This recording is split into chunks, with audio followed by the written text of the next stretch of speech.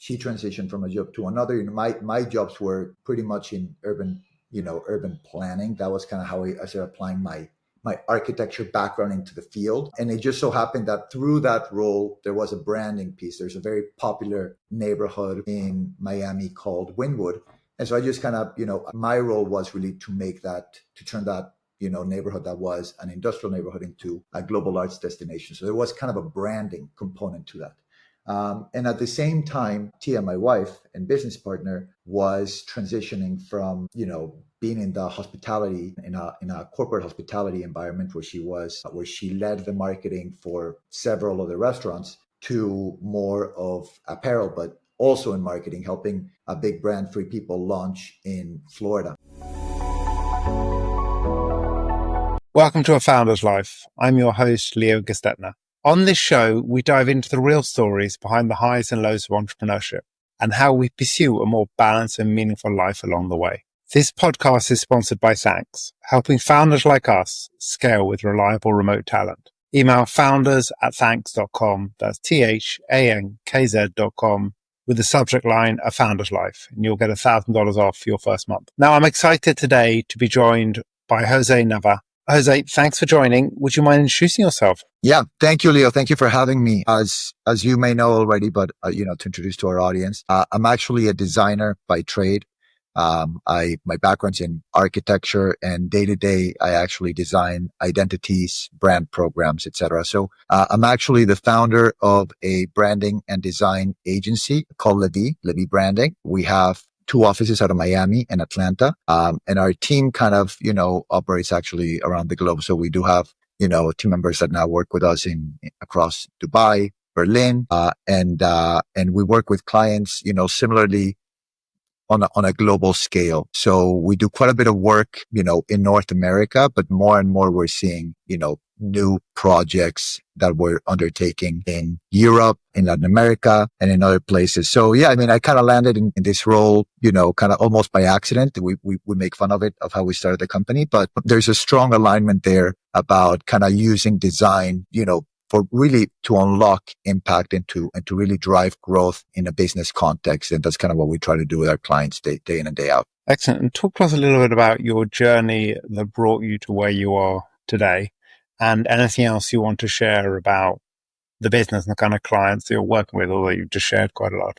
Yeah. So, the path, the trajectory of how I ended up, here really as a co-founder of this company, and I run the business with my wife, was inevitably actually by kind of, it really comes together with our story, the way that we came together. So I met my wife, in a bar in Miami back in 2013. In walks in this beautiful girl into a bar of pretty much all guys. And, I immediately noticed her. I was talking to my friends and we all kind of wondered where she was from. And one of them nudged me actually hey, you should actually, that's your wife, you should go talk to her. So I approached her just asking her where she was from. And that's kind of the beginning of it all because, from there, we immediately clicked. At first, she wasn't quite interested. She was trying to couple me with her friend. But there was, after I said a couple of things, I think I caught her attention and we really clicked. We had an immediate,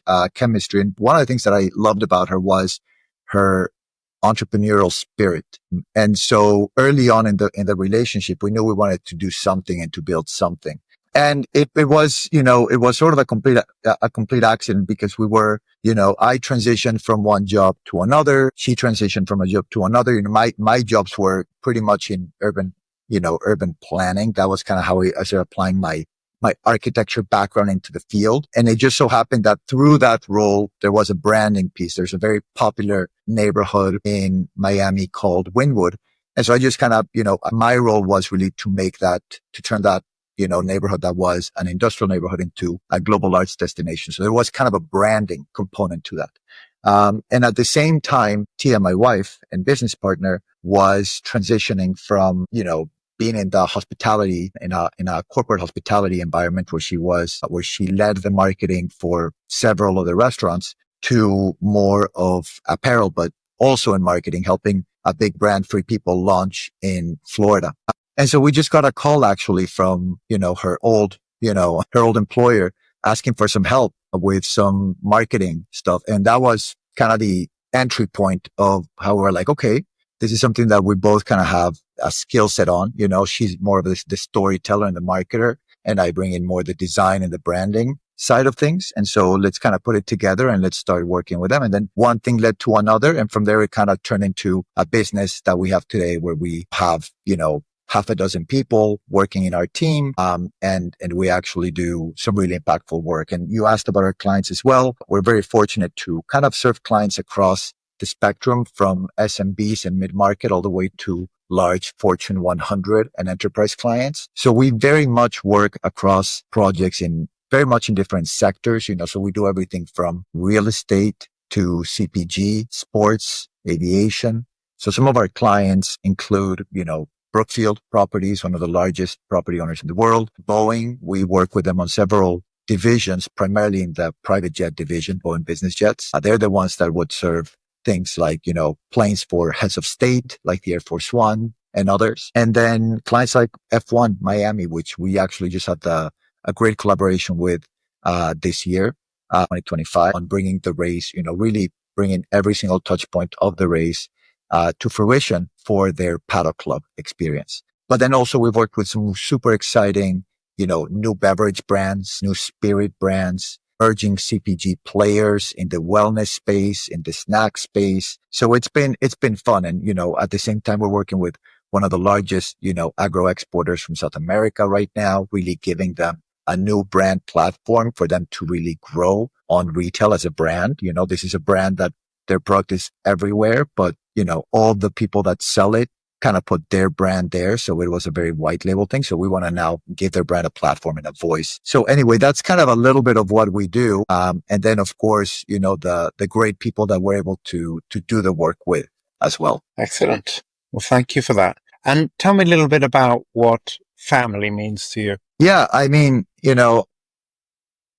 that's a great question. I think, family are the people that we get to, that we get to grow with in life. So I don't know. For me, it's, I think even though I'm, a very devoted parent and, I love my kids, I also work too much. Right.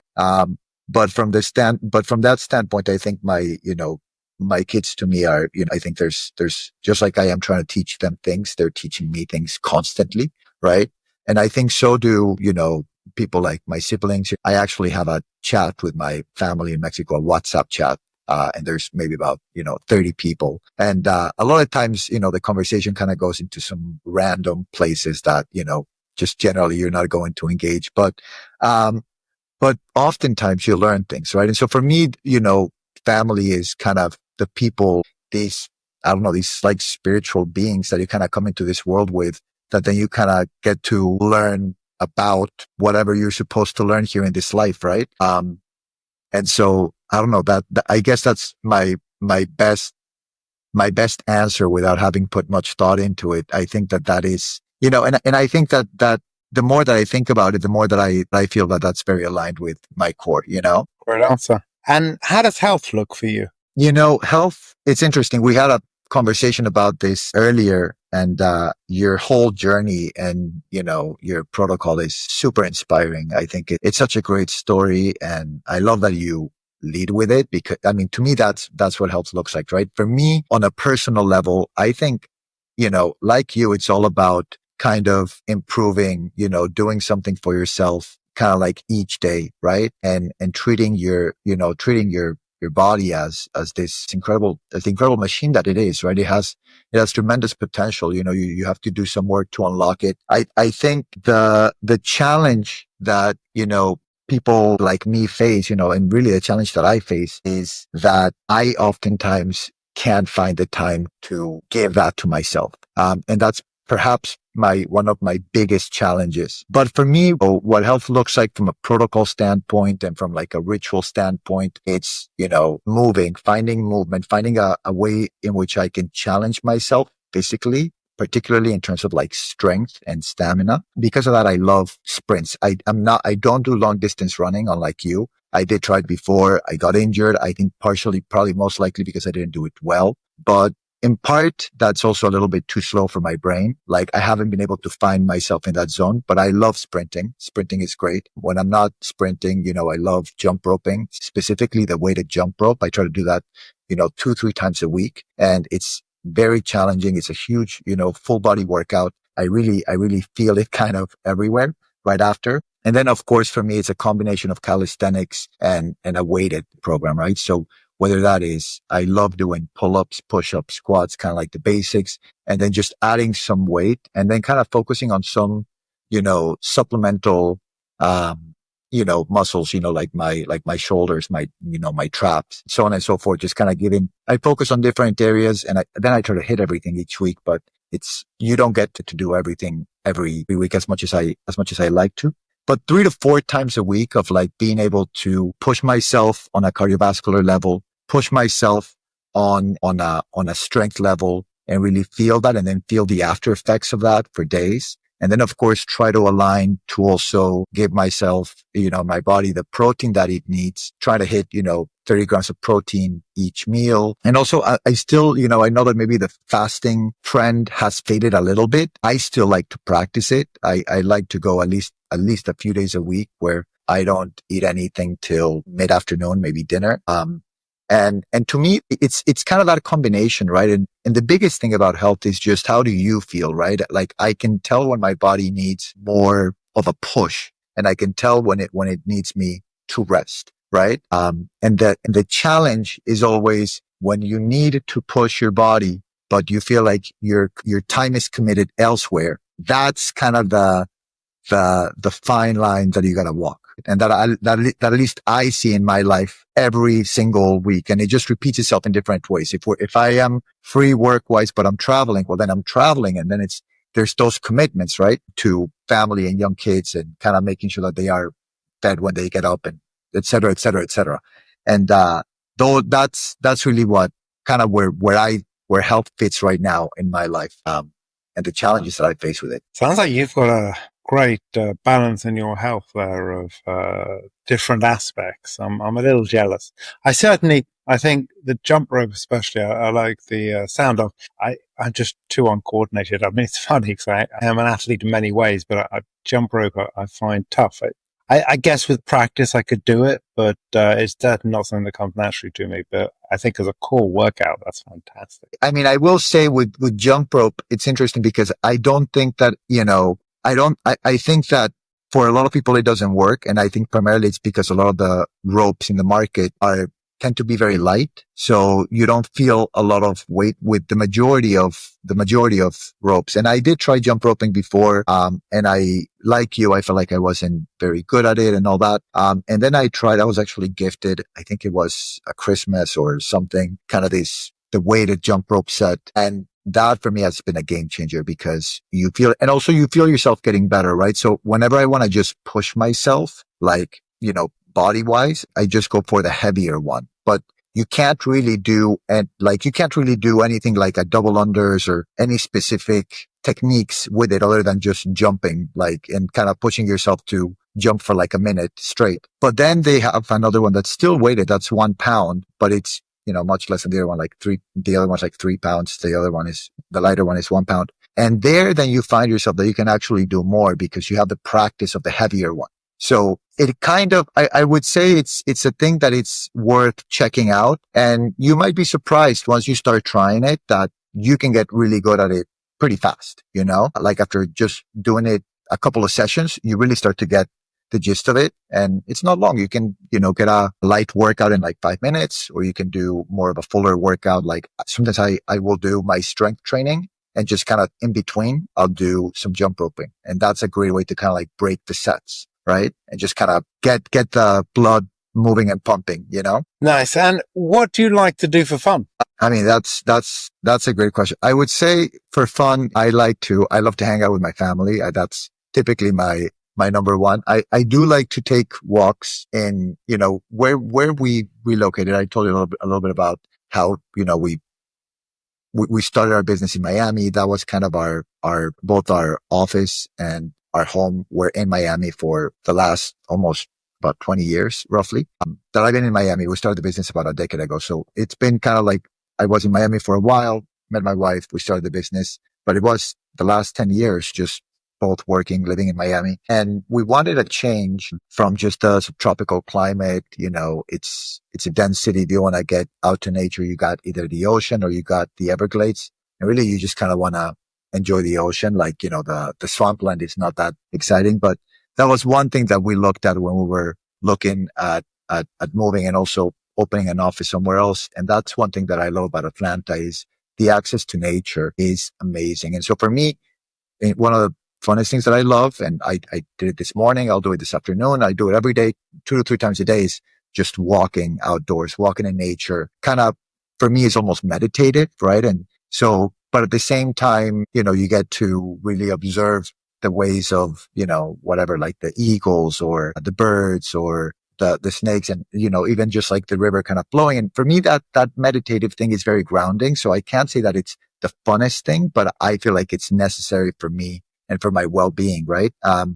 And I would say other fun things, again, spending time with my family, going out, to like some great restaurant hospitality experiences, traveling. I mean, those are the things that I absolutely love. I love going to, Europe.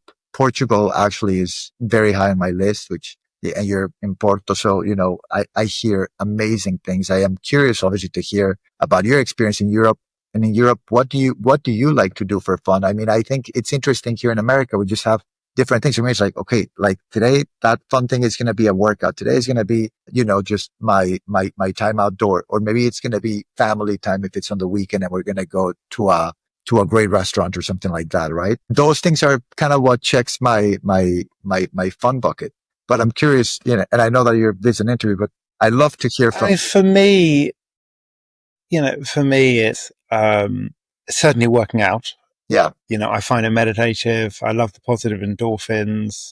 Working out is addictive. It took me a long time to get to that place, but where I am now, working out is addictive. Going for a long run, weightlifting, whatever that looks like.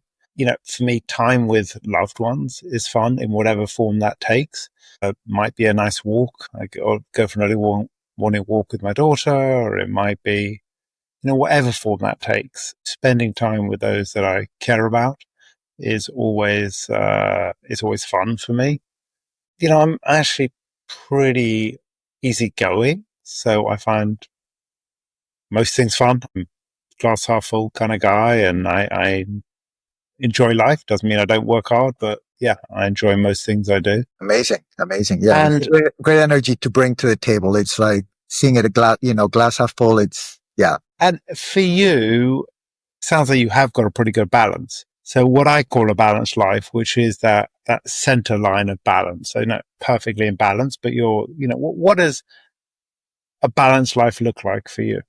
I think if every single day I'm able to, be there for my family, and specifically not just the collective, but the individuals, my daughter, my son, my wife, if I'm able to be there for them in an emotional way, kind of when they need me. And again, that's not going to be at all times, but at a moment that I feel like I can really have that connection with them. Number one, I can do something for myself, specifically, not just being outdoors, but pushing myself, working out, really being able to feel that satisfaction of, just again, the endorphins flowing, all that great stuff, like just feeling satisfaction, like, hey, I really did this for me and hit my main goals at work. I'm not going to do everything, but if I can be there for my team, guide and lead my team, and at least move the needle on the things that are important in my business for that day, I think for me, that's a balanced life.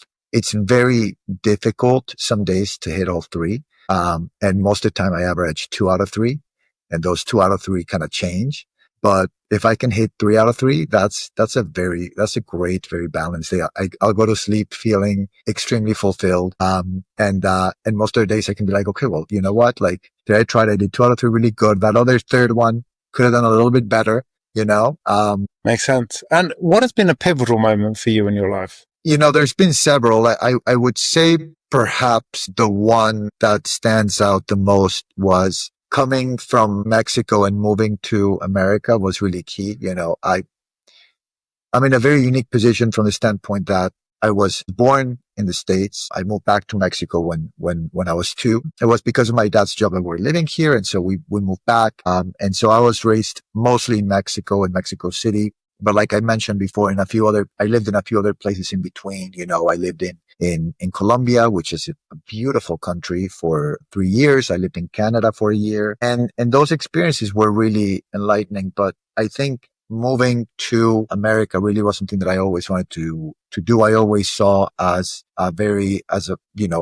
land of opportunity in a way. And so coming here and establishing a life here was really critical. I think it was a huge pivotal moment in my life. And it just so happened to be at the time that I was kind of in the middle of high school. So from there, it was kind of there was a clear trajectory between there into the college years and then into kind of entering the workforce. And I didn't do it in a way that, for instance, that I knew that my dad or that other people expected out of me. And I think though that was a disappointment at first, it was a way that kind of allowed me to find that entrepreneurial spirit. And I do think that America is a land of opportunity, not just because of, what it stands for in many ways, but I think more importantly, because it's so friendly to the entrepreneur.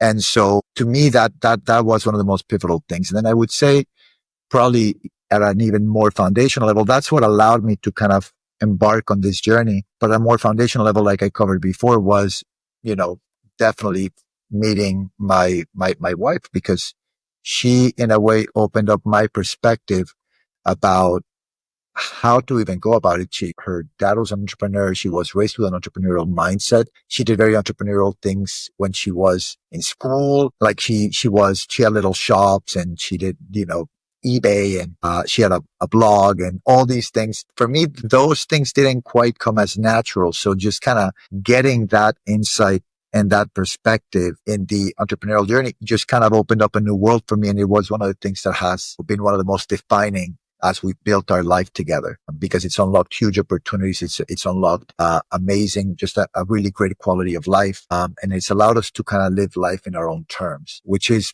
by far one of the things that I'm most grateful for each day. So, yeah.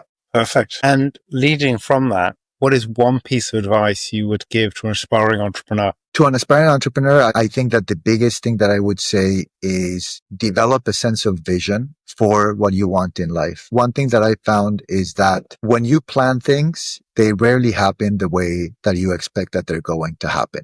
But when you have a sense of vision, you work towards that vision, and then you have a deeper sense of trust, whether that is faith or some sort of belief that the universe is working in your favor, or that God is working in your favor, whatever that is, whatever that looks like to each person. I think that combination of vision, like clear vision, supported by working towards that vision, kind of to the best of your ability, that one day in that, checking off the clear tasks that get you one step closer to that vision, and then putting that on a higher power. To me, that has been one of the most critical aspects to get where we're at. And it's also the driving force to get to the next place, right? Because we're never satisfied where we're at. We're always just looking ahead, right? So I have people reach out to me, and I have, people, college kids and, people that are at the beginning of their design career,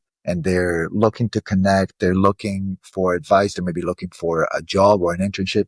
And I think very often people don't approach things with a sense of vision and clarity. And when they have that, it's a total game changer. You can feel it and sense it pretty much in that moment. Having that approach to life, I think it's the clearest advantage that they can bring to the table. Good advice. Thank you. Thank you. And thank you for joining us today. How can people find you? They can find us on our website, leviebranding.com. That's LE, V as in Victor, IE, branding.com, or on Instagram at Levie Branding. LinkedIn, we're just Levie, Levie.